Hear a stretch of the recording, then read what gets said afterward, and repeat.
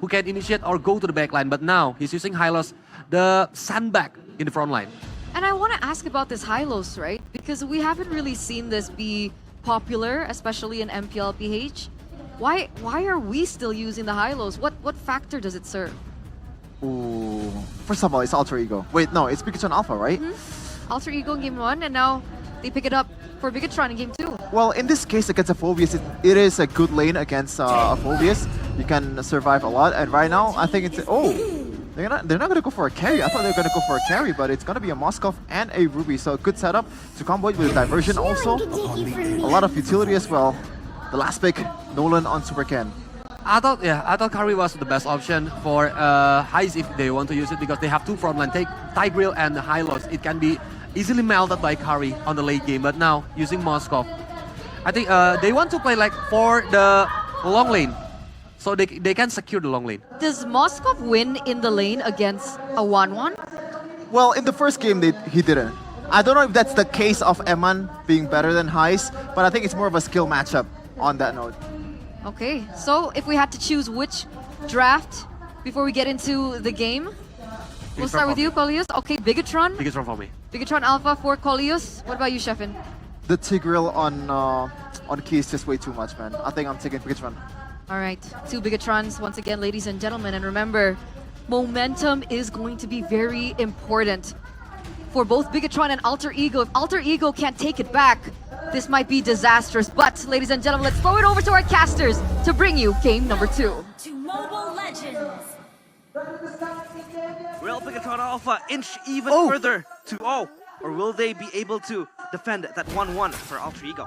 Is that a revitalized Phobius I spy on the side of Alter Ego?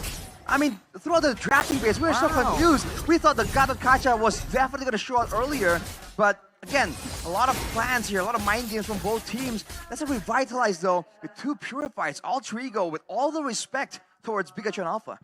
Yeah, so much respect from the damage coming in, and he needs the sustainability to really win out against the Hylos. Now mid-prio again, Owen Roundel might be in trouble. Wow, Purify baited out early, Super Cannon with the cooldown boots. The emblems though, Arashi, anything in particular? Oh, the agility, oh, hang on a minute, Owen. This might be a flicker bait. Nope, Moreno walking forward again, just clears the wave. All right, looking at the emblems, agility and tenacity for Key allows him to roam around, which is why earlier, the fact that level 1 or level 2 even, you can just shove someone out of position so early on, is just so valuable. High is going for full defense, knowing that there's so much burst damage, so much aggression coming in from Bigetron, wanting to make sure that he can have enough time to stay alive, to kind of play the drawn-out fight. Because again, with two fighters, you are the ones who want to fight to actually go the distance and allow the backline members to actually do their jobs. So we'll have to wait and see, man. Alter Ego, they're going with a very defensive approach, even though in theory, with the low Yi, they want to be the ones aggressing here. Yeah, so much defense, so one looking for a full Nile, Swerve Alpha. Key flickers out of that. Big flicker bursted or wasted here for the side of BTR. Yeah, look at the items. Previously, two warrior boots coming in from the Luo Yi, Roundel, and also Highs. They need that physical defense, that bit physical defense to really just rile and deal with Bigetron Alpha's physical burst. I feel like Turtle getting for free for Nile. As the pressure coming in from the jungle, from the EXP and the mid lane on the top side of the map, it's definitely too risky. Moreno tries to try and rotate around, get something. Oh, look at this though. A little bit of a skirmish over. Super Ken trying to go for a little bit of flank. It's going to be him pinned down over the flicker, and Super Ken will be compromised. First blood over to Heis. Good proactive play with a diversion up top towards the purple buff. They corral and take down Super Ken. That is a huge kill towards Highs. Definitely an interesting play right there. It's the right idea, right? They go into the jungle of Bigetron, and when they don't find Super Ken, they're like, okay, where could this guy be, right? This guy that wants to always be active on this side of the map. Maybe he's in our jungle, and they do spot him and chase him down. Look at this, Owen being targeted, but the Ruby, man, it's a pesky matchup when you're a Tigreal trying to find ways to be effective against a Ruby, right? That's the one advantage that Alter Ego kind of has to try and deny all these divers, you know, maybe delaying them a bit with that Donut Wolf kick. Roundel very low. This might be an assassination. Roundel way too overextended. I think Owen had info that Super Ken was in that bush. Yeah, he met with the key down bottom of the river, And now even for Aman, he's gonna walk up towards mid, looking to pressure this, get that prio on mid, and prepare themselves for a turtle coming in 40 seconds. And Highs will just clear down a bottom. 3 players attacking, stolen diversion. They're gonna make a flank play right here. Uh-oh. Might actually read in perfectly into Niall's pathing. They're maneuvering bottom lane. They finally, I think they see him. Oh, Niall spotted. No flicker. Oh, glorious pathway coming down now. Oh no, he hits the wall! The worst possible. Spear of Alpha happening here with Revitalize as well. Now the implosion to lock Owen down. A brilliant play. Secure them prio on the turtle. A mini blunder there from the defensive Spear of Alpha, but Highs next in the chopping block. Yes, Purify, but I don't think you can purify damage. They're just gonna all-in him under the turret. Crossbow attack, unnecessary. They won't even go for the turtle. They're just gonna go for the goal underneath that turret. Luke taking a whole lot of damage. Aman still has crossbow attack now. Key brought back again. Aman in the midst of it all. Needs one more weakness point, but will not be able to find it. Big blunder from inside of Bigetron. Alpha is Alter Ego. Take the advantage back. Oh, they took that fight and now they lose all control over the turtle, man. Alter Ego with a bit of a win. Man, good things come to those who wait, and Alter Ego, surprisingly, is looking like the more patient team as Nino Walks up. Oh, with I'm offended. Flicker combo. Super Luke on the glorious pathway. Spear of Alpha to lock him down. To take that kill, Moreno steals the diversion away. And Bigetron Alpha, they've lost that lead. Oh, that lead that they had earlier. They were setting their eyes on the turtle, but then they overextended Alter Ego. They're able to turn it towards their favor, even getting the purple buff control, and even the turtle as well. Now diversion play again by Roundel, but just to give Highs that space in the bottom lane. All right, man, now a bit of a lull in the action. But once again, consider Bigetron Alpha. They're trying to find their way around the map a bit more reliably, but Alter Ego with the built-in diversion that doesn't have to be stolen with the IMU is able to actually find a lot more moments here. But look at this game fact by a new application, GoPay. Among all MPL regions, Moreno is the only mid laner to achieve a Maniac, not just once, but twice. Not even few can do it. Moreno, he steps up on these big games. He was the game changer in game number 1, but the diversion play now looking for something. Niall might again be the same victim right here. Oh! Implosion locks him down the glorious pathway as well. Great picks for BTR with the diversion. The fact that they're able to find the jungle again and again, it's a great value. And because Bigetron are playing this dynamic style, Nino's kind of left alone. This is a strong laner, the Phobius, that wants to kind of go and do it out. But since he's kind of left alone, you know, to just clear the waves, you can see he's falling behind you in the maneuverability. Bigetron are just outmaneuvering Alter Ego, even though in theory, Alter Ego is supposed to be able to match this as well. Yeah, the items now, Thunderbolt completed for Nino, and even the Talisman for Roundel to give them an extra cooldown reduction. But anything in particular you see, Arashi? But the Starling on the side, once again, followed by most likely the glowing one from Moreno. Yeah. So it's a combo that's kind of working really well for him. And on top of that, you saw, I think Super Can starting to build up some of the items. Not really at that maximum burst power spike just yet, but I think he's still willing to go in for the contest. Now he's 1 level down. Turtle, half HP. Moreno stealing with the I'm offended. Key implosion! Over to the back. I'm offended gonna be safe just now. As now goes with the top, but the combo is massive.